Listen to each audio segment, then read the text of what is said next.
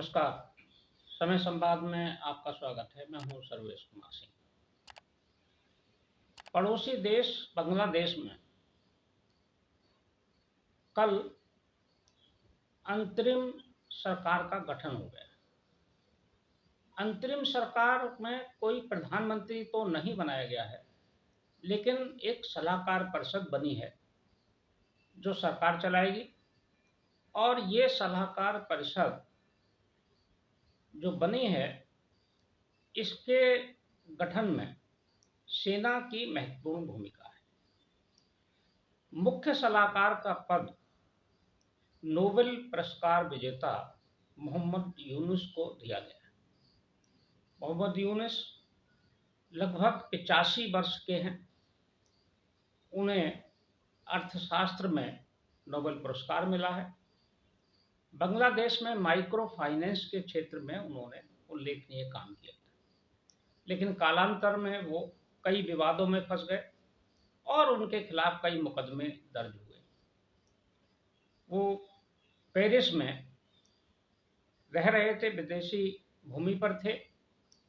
जैसे ही यहाँ सत्ता परिवर्तन हुआ तो बांग्लादेश ने उनको वापस बुला लिया है और मुख्य जिम्मेदारी उनको सौंप दी है। राष्ट्रपति ने कल उनको शपथ दिला दी। यह घटनाक्रम है कल का।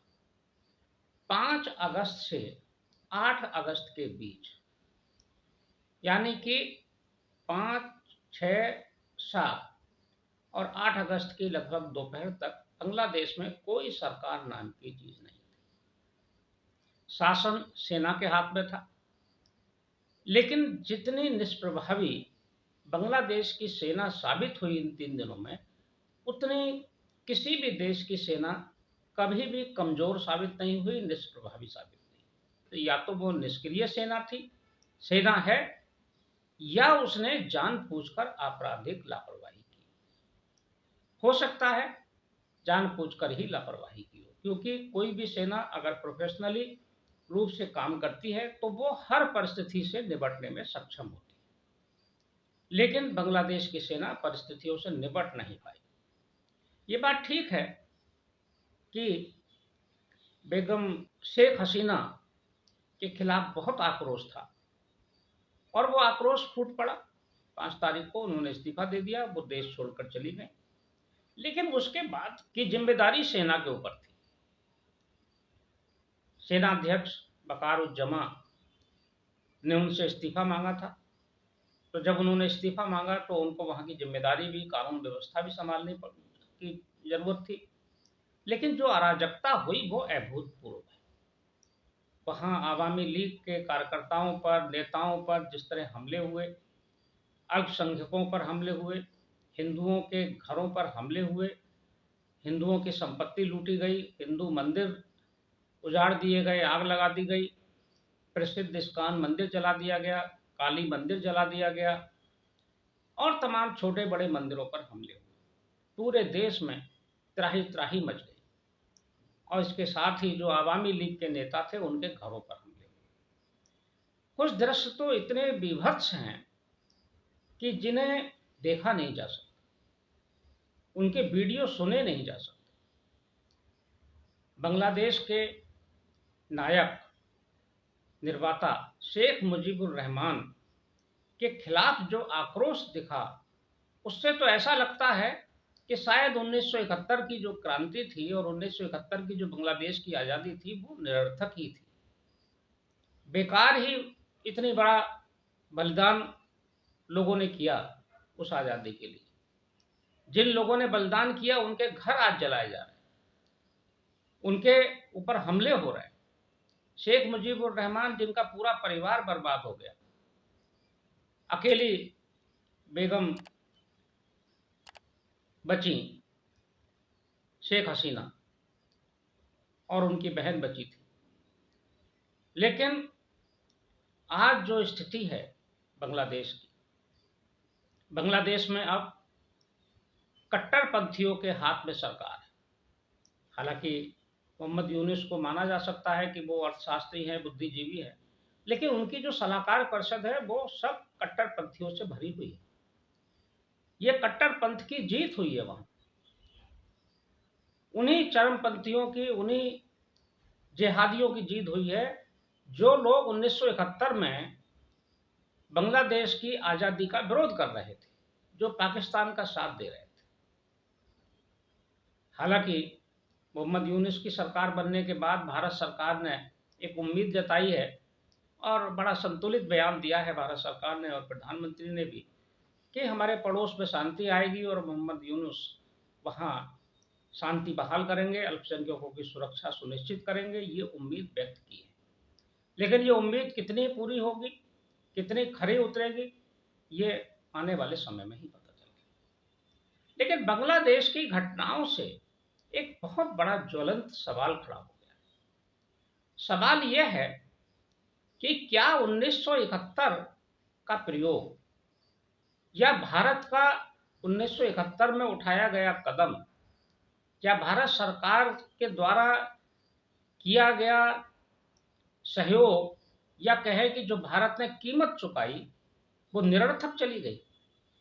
1971 में जब बांग्लादेश में पाकिस्तान, ये ईस्ट पाकिस्तान था, पूर्वी पाकिस्तान था, और पश्चिम पाकिस्तान की फौज वहाँ जनता को रौंद रही थी, दुर्घटनाएं हो रही थीं, तमाम महिलाओं पर अत्याचार हो रहे थे, तब बांग्लादेश की जनता त्राही त्राही कर रही थी।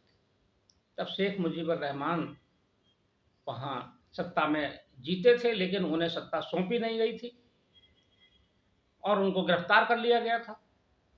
ऐसी स्थितियों में भारत मुक्ति वाहिनी बनाकर बांग्लादेश के लोगों ने, भारत ने उसमें सहयोग किया और अपनी सेना भेजकर बांग्लादेश को आज़ाद कराया था, पाकिस्तान के कब्जे से मुक्त कराया था। ये 1971 दिसंबर की घटना है। 14 दिन का युद्ध लड़ा था भारत, 14 दिन में बांग्लादेश को मुक्त करा दिया था।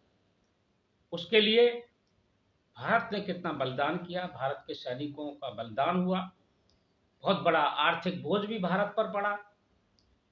हालांकि 90,000 पाकिस्तान सैनिकों को सरेंडर कराया था भारत की सेना ने, जगजीत सिंह अरोड़ा ने कराया था, जनरल नियाजी से सरेंडर कराया था। उन्होंने सरेंडर किया था भारत की सेना के सामने, जगजीत सिंह अरोड़ा के सामने, और एक दया देश बना।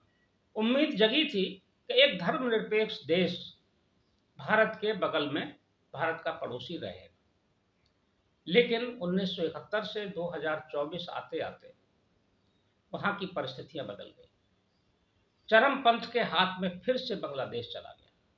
वही तत्व जो पाकिस्तान का साथ दे रहे थे उस समय, जो बांग्लादेश की आज़ादी का विरोध कर रहे थे, उन्हीं लोगों ने एक बार फिर पाकिस्तान के साथ मिलकर साजिश की। पाकिस्तान की एजेंसी ISI इसमें सक्रिय रही। उसने वहाँ की धार्मिक संस्था जमात इस्लामी का सहयोग किया और जमात इस्लामी के ऊपर हाथ रख के जमात इस्लामी, मदरसा और वहाँ के जो धार्मिक संस्थान हैं उसमें जो शिक्षा दी गई, जो पाठ पढ़ाया गया, वो बांग्लादेश की आज की स्थिति को बदलने के लिए जिम्मेदार है। उन्होंने जिहाद का पाठ पढ़ाया। वहाँ धर्मनिरपेक्षता नाम की कोई चीज नहीं। उनके लिए उस 71 की आज़ादी का कोई मूल्य नहीं। उन्हें वही स्थिति पसंद है जो 71 से पहले की थी। इस बात का प्रमाण इससे साबित होता है कि जितने 1971 के प्रतीक थे, चाहे वो अमर जवान ज्योति हो, चाहे वो शेख मुजीबुर रहमान की प्रतिमाएं हों, सब तोड़ दी गई। और खास बात ये रही कि प्रतिमाएं तोड़ने में वहां के छात्र और वहां के अतिवादी युवक ही शामिल नहीं थे, सेना भी शामिल थी। ऐसे फोटो भी आए हैं कि जहां सेना शेख मुजीबुर रहमान की प्रतिमा को तोड़ रही। जितने विदेशों में दूतावास हैं बांग्लादेश के, सब में से शेख मुजीबुर रहमान के फोटो हटा दिए गए। लेकिन भारत ने अपना कर्तव्य एक बार फिर निभाया। शेख हसीना को सुरक्षित बांग्लादेश से निकालकर भारत में लाया गया और वो आज भारत में है। अभी उनको आधिकारिक शरण नहीं मिली है, लेकिन वो भारत में। लेकिन सवाल यही है कि क्या 1971 का भारत का बलिदान और भारत के सैनिकों का बलिदान, क्या ये व्यर्थ चला गया? भारत ने जो कीमत चुकाई थी वो व्यर्थ चली गई? भारत ने जो रणनीति बनाई थी वो फेल हो गई क्या? और उसके लिए जिम्मेदार कौन है? आईएसआई की साजिशें सफल हो गई। वो फिर पाकिस्तान उसी स्थिति में पहुंच गया जो 1971 के पहले का था। फिर वहां उन्हीं लोगों का शासन है। भारत विरोधी मानसिकता, हिंदू विरोधी मानसिकता, जिहादी मानसिकता फिर से वहां पनप गई और उनके हाथ में सब। तो क्या कहें कि हमने जो कीमत चुकाई थी, हमने जो युद्ध लड़े था, हमें जो उम्मीद थी कि बांग्लादेश हमारा सह अस्तित्व के साथ रहेगा, रहा भी। जब तक बेगम शेख हसीना की सरकार रही तब तक रहा भी। लेकिन अब कल क्या होगा? कल के बाद, आज के बाद जब वहां सरकार नई बन गई है, चुनाव होंगे। चुनाव में भी ऐसा लगता है कि अतिवादी ही जीतेंगे, क्योंकि आवामी लीग के तो कोई अस्तित्व ही नहीं बचेगा तब तक। ये सब लोग मार देंगे, तोड़ फोड़ कर देंगे, संगठन छत बिछत हो जाएगा, छिन्न भिन्न हो जाएगा। तो ऐसे स्थिति में अब लोकतंत्र की उम्मीद तो नहीं बचती है। लेकिन हमारी चिंता इस बात से ज्यादा कि लोकतंत्र वहां बचे कि ना बचे, वहां धर्मनिरपेक्षता रहे कि वहां इस्लामी शासन हो, सरकार किसकी हो, इस बात पर अधिक है कि बांग्लादेश के हिंदू कैसे सुरक्षित रहें। बांग्लादेश में जो लगभग 8% हिंदू आज भी है, वो 8% की जान माल की सुरक्षा कैसे हो। हमारी चिंता सिर्फ इतनी है। बांग्लादेश के लोगों को अगर इस्लामी राज पसंद है तो वो रहें इस्लामी राज में। पाकिस्तान में भी है, पाकिस्तान में भी जैसे चल रहा है वैसे बांग्लादेश में भी चलेगा। ये बात अलग है कि पाकिस्तान से ज़्यादा तेज गति से बांग्लादेश आर्थिक रूप से विकास कर रहा था। अब वो आर्थिक विकास भी वहाँ का अवरुद्ध हो गया और बांग्लादेश कम से कम 3 दशक पीछे चला जाएगा, जो सरकार वहाँ जिस तरह से वहाँ के हालात बन गए। लेकिन हिंदुओं की सुरक्षा होनी चाहिए, हिंदुओं की जान माल की सुरक्षा होनी चाहिए, मंदिरों की सुरक्षा होनी चाहिए। बौद्धों के जो बौद्ध मठ हैं, बौद्ध धर्म को मानने वाले हैं, उनकी भी सुरक्षा होनी चाहिए। ईसाई धर्मावलंबी हैं, उनकी भी सुरक्षा होनी चाहिए। चर्च हैं बड़ी संख्या में, उनकी भी सुरक्षा होनी चाहिए। जितने भी अल्पसंख्यक हैं, चाहे वो हिंदू हैं, बौद्ध हैं या जैन, तो वहाँ नहीं है, ना के बराबर होंगे, लेकिन ईसाई हैं, उनकी सुरक्षा भी जरूरी है। भारत सरकार इस पर नज़र बनाए हुए है, लेकिन भारत सरकार को भी कुछ कड़ाई के साथ अपनी नज़र टेढ़ी करनी पड़ेगी। अगर बांग्लादेश पर, अगर वहाँ का जो शासन है उसके प्रति अगर नरमी से और मुलायमियत से ही बात करके उनसे अनुग्रह करते रहेंगे कि आप अल्पसंख्यकों की सुरक्षा करिए, तो शायद वो सुरक्षा नहीं कर पाएंगे।